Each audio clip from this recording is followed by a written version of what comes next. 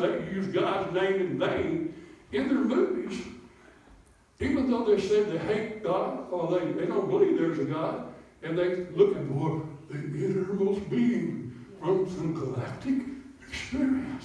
Grab a crystal and home, you might find yourself.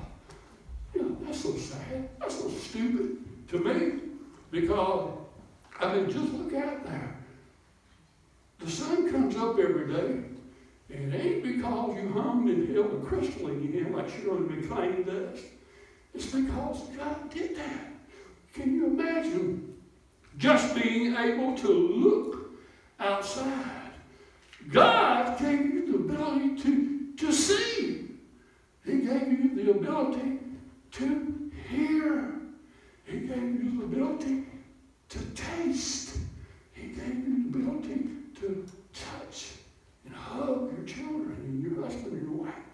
He gave you the ability to smell and know if something's good or something's not bad, or something is bad. But it's just not a coincidence. Just like we said last week, these rich people go out and buy a Rolex watch, and they say, I want one of them Rolex watches. I want to see how it's made. The man says, well, they just throw all the parts in this thing and poof, it has an explosion and there it is. And they say, oh, you're crazy. That's right, they are crazy, because we didn't just happen by an explosion. It says there was a Proverbs of 16:25. Says there's a way that seemeth right unto man, but the ends thereof are the ways of death.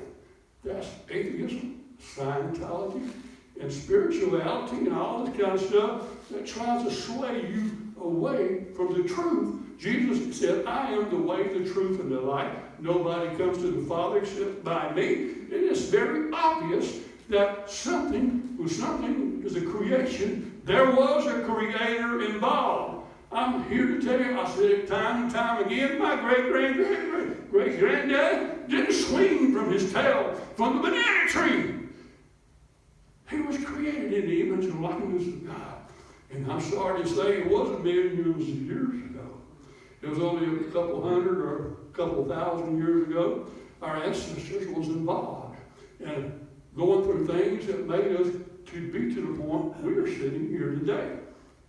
You're not an evolution evolved person that came from a fish that walked out of the water and became a human. How can you even think that to be a truth? But Psalms 51:5